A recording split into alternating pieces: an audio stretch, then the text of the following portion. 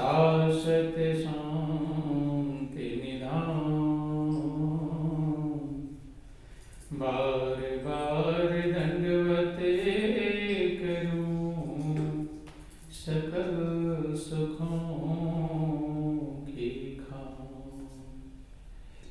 सतगुरु सत्य स्वरूप लखो मन चित हो प्रशांत।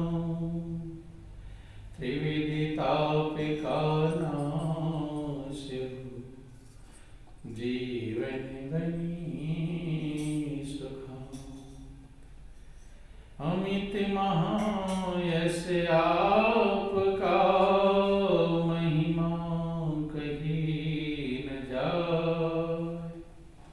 नीति नीति कह चुप है वेद ग्रंथ सब गाओ। महाभयानक अरु कठिन भवसागर गंभीर। नाम जहाज बिठाए कर मीटे जन की पीर। मेरा मुझ में कुछ नहीं, जो कुछ है सो तो तेरा तुझको सौंप दे। क्या लागे है मोल। बोलिए प्रेम से गुरुदेव महाराज की जय। सच्चिदानंद भगवान की जय। गुरु वृंदावन बिहारी लाल की जय। देखिए, इस दुनिया में आकर के कोई बिरला भाग्यशाली होता है जो अपने आप को सही दिशा में ले जा पाता है। नहीं तो ज्यादातर लोग भटके रहते हैं। भटकने का मतलब है कि जिधर हमें जाना था अगर उधर नहीं गए तो उसे क्या कहते हैं? भटकना ही कहते हैं। जो लक्ष्य है अगर उस ओर हम नहीं जा पाए तो उसे भटकाव ही कहते हैं। तो ज्यादातर लोग इस दुनिया में आकर भटक जाते हैं। क्या जाता है? भटक जाते हैं। कोई बिरला ही अपनी मंजिल को पाता है, और मंजिल वही पाता है जो भटकता नहीं, जो भटक जाता है। और जंगल में हम चले गए, जिस रास्ते जाना था वो रास्ता छूट गया और दूसरा रास्ता पकड़ लिया, तो पहुंच जाएंगे जहां जाना है, फिर पहुंचे नहीं पाएंगे। तो ज्यादातर लोग इस संसार में आकर के भटकते ही हैं, भटक जाते हैं। महापुरुष कहते हैं, अफसोस मूढ़ मन तो मुद्दत से सो रहा है, और किस ओर तेरी मंजिल किस ओर जा रहा है। मंजिल किधर थी और जा किधर रहा है। अगर उल्टा जाएगा तो ना तो संतुष्टि पाएगा, ना शांति पाएगा, और ना ही जीवन के सच्चे लक्ष्य को प्राप्त कर पाएगा। इसलिए महापुरुष कहते हैं कि हमारी दिशा सही होनी चाहिए। क्या सही होनी चाहिए? दिशा। धीमी चले वो ठीक है, लेकिन अगर दिशा सही है तो हम कभी ना कभी पहुंच जाएंगे। और दिशा अगर सही नहीं होगी तो बहुत तेज भी चलेंगे, पहुंचेंगे। अब जाना है देहरादून और पकड़ लिए दिल्ली का रास्ता, खूब तेजी से जा रहे हैं, तो तेज जाना भी कुछ नहीं है और दूर ही जाएगा। तो इसलिए महापुरुष कहते हैं कि मनुष्य की दिशा ही सही होनी चाहिए। और यही कारण है जिसकी दिशा सही हुई, वो कछुआ और खरगोश की आप लोग कहानी जानते हैं। कछुआ धीरे धीरे चल रहा था, खरगोश तेज चल रहा था, लेकिन पहुंचा कौन? कछुआ पहुंचा। चूंकि लक्ष्य का ध्यान था, वो सोया नहीं था। और खरगोश क्या था? खरगोश के अंदर अहंकार था। क्या था? स्पीड से दौड़ा, पीछे मुड़कर देखा कछुआ तो बहुत दूर है। क्या है? बहुत दूर। यही अभिमान मनुष्य को दूर कर देता है। क्या कर देता है? दूर। बंधु तो सोचा कि कितना धीमा चलने वाला मेरी क्या बराबरी करेगा, क्या पहुंच पाएगा। थोड़ा आराम कर लूं, फिर 1 सेकंड में दौड़ूंगा, पहुंच जाऊंगा। और जो आराम कर लिया, नींद आ गई। और जो नींद आ गई तो कछुआ आगे निकल गया, पहुंच गया मंजिल, खरगोश ज्यों का त्यों रह गया। ऐसे दुनिया की व्यवस्थाएं भी, इस दुनिया में जो हम रास्ता चुनते हैं उस रास्ते पर भी यही हाल होता है। क्या होता है? जीना मनुष्य सीख नहीं पाता, कैसे चलना है सीख नहीं पाता है। और यही कारण महापुरुष कहते हैं कि बहुते होशियार लुटाए गए, बहुत बड़े बड़े होशियार अपने जीवन को लुटाकर चले। इसलिए बहुत विवेक की आवश्यकता है, ध्यान देना। तुलसीदास के जीवन से हमें शिक्षा लेना चाहिए, जो रामायण आप लोग सुनते पढ़ते रहते हैं। उन्होंने वंदना किया किसकी? संत महापुरुषों की। ठीक है, आप दो प्रकार के अगर लोग हैं, कुछ अच्छे हैं और कुछ उल्टे हैं, तो आप उनमें से पसंद किसे करते हैं? अच्छे को पसंद करते हैं कि उल्टे को? अच्छे को सब लोग पसंद करते हैं, अच्छे का ही सम्मान करते हैं और अच्छे की ही गुणगान करते हैं। लेकिन तुलसीदास का ऐसा जीवन आया कि उन्होंने संत महापुरुषों की तो वंदना किया ही किया और दुष्टों की भी वंदना किया। किसकी वंदना किया? दुष्टों को ही वंदना करता है, पूजा करता है, वंदना किया। किसकी? दुष्टों की वंदना किया। क्योंकि ध्यान देना, जो अच्छे हैं उनकी ना भी वंदना करोगे तो चल जाएगा, वो तो अच्छा करेंगे ही करेंगे। नहीं, वंदना करो तो अच्छा करेंगे और नहीं करोगे तो ही अच्छा करेंगे। लेकिन जो उल्टे हैं वो तो ज्यादा संभालना किसे जरूरी है, उल्टे को कि अच्छे को? अच्छे तो संभलाए हैं, लेकिन लोग सम्मान किसका करते हैं? अच्छे का करते हैं, अच्छे के स्वागत सत्कार करते हैं, अच्छे की वंदना करते हैं, गीत गाते हैं। नहीं समझ में? लेकिन तुलसीदास ने दुष्टों की वंदना किया। किसकी वंदना किया? क्यों? क्योंकि उनके जरा से उल्टे से क्या काम बिगड़ जाएगा कुछ भरोसा नहीं। कभी कभी कोई कम अकल वाला होता है या पागल सा होता है, तो पागल से कोई तर्क वितर्क करते हैं आप? पागल से दूर भागते हैं। क्या करते हैं? क्या ईंट पर उठाकर फेंक देगा, कुछ भरोसा नहीं। ध्यान देना, महापुरुषों से हमें जो शिक्षा मिलती है, जो जिंदगी भर में हमने सोचा नहीं था कि दुष्टों की वंदना करनी चाहिए, कभी सोचे थे? लेकिन तुलसीदास ने अपने रामायण में वंदना किया। बोलिए प्रेम से सतगुरुदेव महाराज की। कहते हैं संत महापुरुषों की वंदना के बाद अब दुष्टों की वंदना करते हैं कि बहुरी बंदी खलगन सति भाए, जे बिनु काज दाहिन्यो बाए। कहते हैं कि मैं खलगन, दुष्टों की जो समूह है, दुष्ट लोग हैं, उल्टे लोग हैं, सत्य भाव से उनकी वंदना करता हूं। ये नहीं कि दिखावटी के लिए, दिल से। किसे वंदना करता हूं? दिल से। जे बिन काज दाहिने हो पाए, जो बिना काम के ही दाहिने बाएं लगे रहते हैं। उनका काम कुछ रहता है लेकिन ढूंढते रहेंगे आपकी कमियां। क्या ढूंढते रहेंगे? कमी। काम नहीं है लेकिन वो बिना काम के भी काम करते हैं। ध्यान देना। बोलिए प्रेम से सतगुरुदेव महाराज की। उनका कोई प्रयोजन नहीं है, कोई मतलब नहीं है, लेकिन वे आपके पीछे लगे। क्या ढूंढेंगे वो अच्छाई देखते हैं कि कमियां? कमियां देखते हैं और कमियां देखते भी हैं और लोगों को बताते भी हैं। क्या करते हैं? बताते हैं। तो आपको अपनी कमियां किससे पता चलती है? अच्छे लोगों से पता चलती है कि उल्टे लोगों से? कौन बताते हैं? उल्टे लोग ही तो आपकी कमियां देखेंगे, ढूंढेंगे। तो मेहनत कर रहे हैं।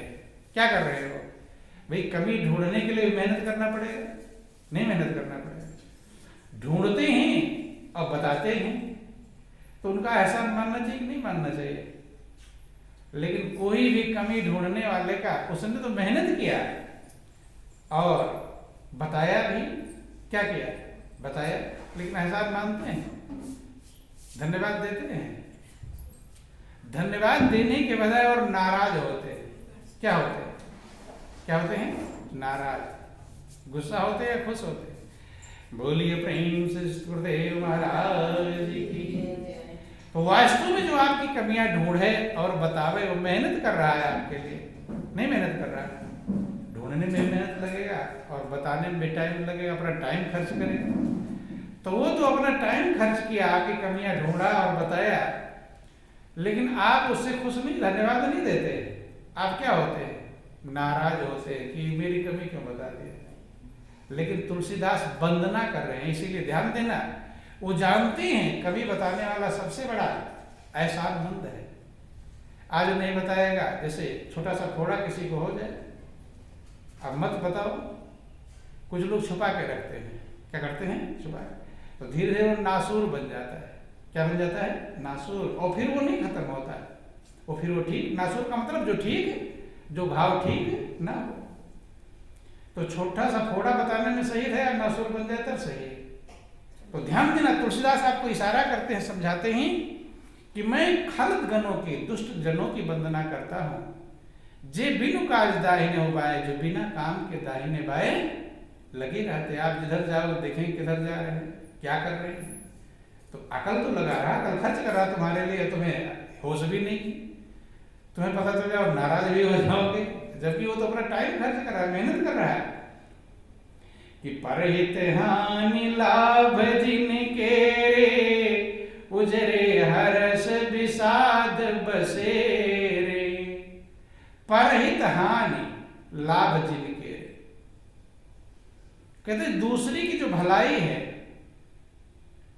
और दुष्ट लोगों के लिए क्या है? हानि है। परहित हानि लाभ जिनके रे, दूसरे की भलाई जिनके लिए कष्टदायक है। क्या है? कष्टदायक। किसी का भलाई हो जाए तो दुष्ट लोगों को खुशी मिलती है कि कष्ट होता है?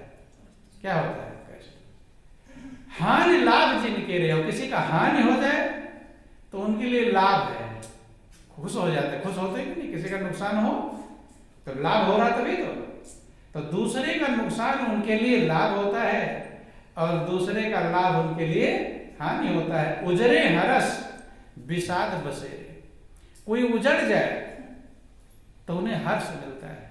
क्या मिलता है? खुशी मिलती है। उजड़ जाए, परेशान हो जाए तो किसे खुशी मिलती है? दुष्ट लोगों को। और विषाद बसेरे, और बस जाए, अच्छे प्रकार से रहना शुरू करे, तब विषाद होता है, कष्ट होता है। क्या होता है? कष्ट। ये दुष्टों के वर्णन जा रहा है बंधुओं कि हरिहर जस राकेश राहु से, पर काज भट साहस बाहु से। हरिहर जस, हरि माने भगवान विष्णु, हर माने भगवान शंकर, उनका यश, महिमा, उसके लिए जो पूर्णिमा का चंद्रमा होता है, उसके लिए उनका जीवन राहु के समान होता है। क्या समान? किसके समान होता है? राहु के, दुष्ट जनों का। जैसे पूर्णिमा का चंद्रमा खिला होता है तो सबको अच्छा लगता है, अच्छा लगता है कि नहीं? लेकिन राहु को नहीं अच्छा लगता।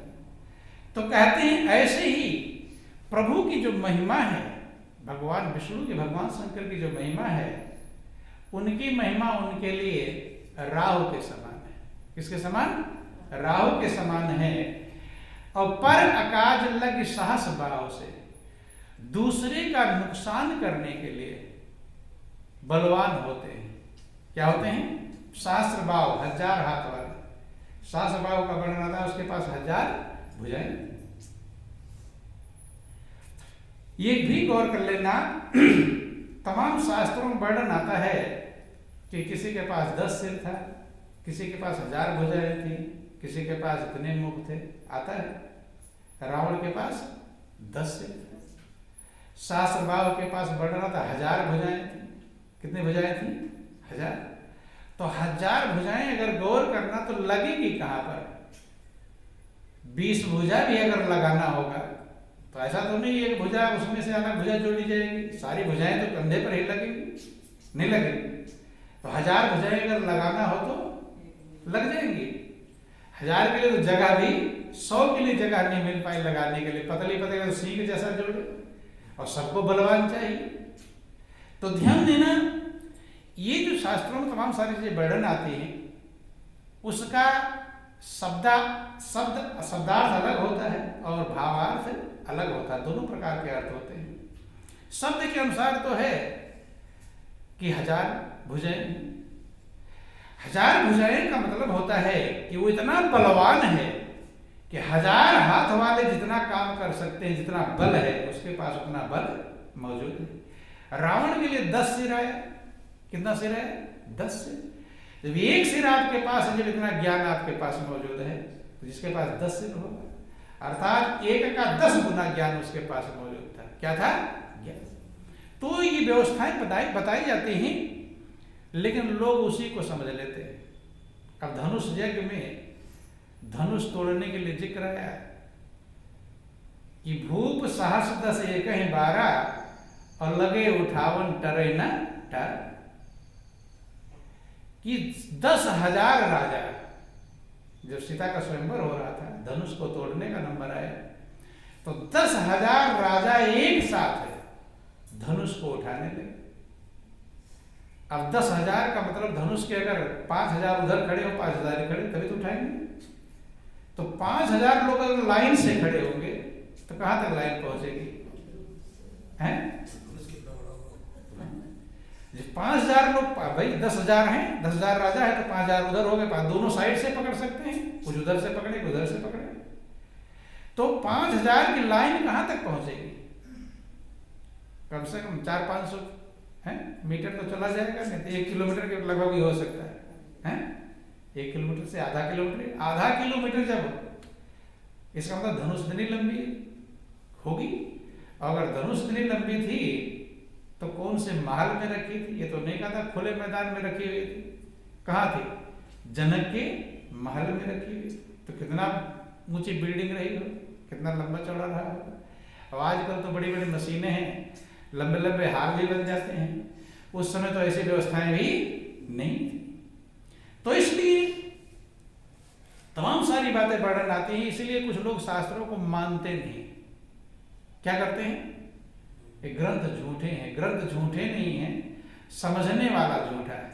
ध्यान देना, जो महापुरुषों ने जो भी वर्णन किया है उसके पीछे कुछ ना कुछ कारण मौजूद है, रहस्य मौजूद है। और जो महापुरुष ने वर्णन करते हैं वो आप अनुभव करके तब वर्णन करते हैं, बिना अनुभव के वर्णन नहीं करते हैं। और ये जो रामायण इत्यादि की बातें हैं, रामायण है, गीता है, भागवत, ये अंदर का है। कहाँ का? ये बाहर का कहानी नहीं है, ये अंदर आत्मिक कहानी है। और इसलिए आत्मिक कहानी को तभी हम समझ सकते हैं जब हम आत्मा की गहराई में उतरेंगे। हमें जब अनुभव होगा तब उसे समझ पाएंगे, नहीं तो हम कुछ का कुछ समझेंगे। तो ध्यान देना, बोलो वृंदावन बिहारी लाल की। तो कहते हैं पर आकाज भट्ट सहस बाहु से, दूसरे के आकाज के लिए, नुकसान के लिए इतने बड़े वीर हैं, वीर बन जाते हैं। कौन? दूसरे का नुकसान करने के लिए बहुत मेहनत करते हैं, बलवान बन जाते हैं, सहस्र बाहु के समान बलशाली हो जाते हैं। तो सहस्र बाहु का मतलब बहुत बलवान। क्या मतलब है? बहुत बलवान। कि जे पर दोष लखई साखी, और परहित घृत जिनके मन माखी। जो दूसरों का दोष कितनी आंख से देखते हैं? 1000 आंख से, सहस्र आंख से देखते हैं, एक आंख से नहीं। इधर से भी दूसरे का दोष देखेंगे, दूसरे तरफ से, अब 1000 तरफ से जो दूसरे का दोष देखते हैं, कमियां देखते हैं। और परहित घृत जिनके मन माखी, दूसरे के हित का घी उनका मन मक्खी बन जाता है। क्या बन जाता है? मक्खी। जैसे घी हो, दूसरे की भलाई जो है वो तो घी है, और दुष्ट का मन क्या होता है? मक्खी के समान। जब घी में मक्खी गिर जाती है तो मक्खी जिंदा रहेगी मरेगी? मर जाएगी। और घी भी खराब। खुद मर करके नहीं समझ में, दूसरे का नुकसान किया, खुद तो मरी और घी को भी खराब कर दिया। ऐसे दुष्ट का स्वभाव होता है, खुद कष्ट उठा लेते हैं दूसरे को दुख देने के लिए, कि जे परदोष लखई साखी, अब परहित घृत जिनके मन माखी। दूसरे की जो भलाई वाला घी है, भलाई का कार्य है, उनका मन मक्खी बन जाता है, अर्थात उसमें जाकर कूद, भले खुद मर जाए लेकिन दूसरे का नुकसान होना चाहिए।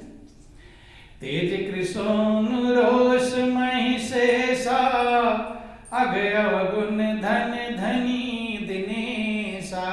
ये महिमा किसकी गाई जा रही है? दुष्ट लोगों की महिमा। किसकी महिमा?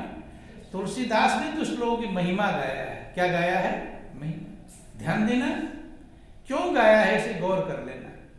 इसलिए गाया है कि अगर वो महिमा आपके अंदर हो तो उस महिमा को निकाल दो, ताकि वो महिमा रहनी नहीं चाहिए, इसलिए गाया है। किस लिए गाया?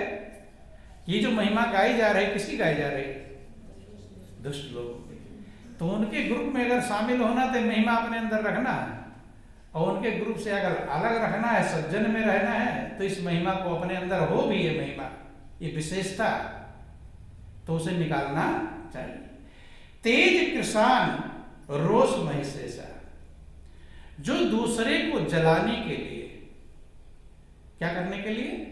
जलाने के लिए, आग से नहीं, दिल जलाने के लिए। किसके जलाने के लिए? दिल। दूसरे के दिल को जलाने के लिए अग्नि के समान है। किसके समान है? अग्नि। आग की एक चिंगारी कितनी भयंकर लकड़ियों को जला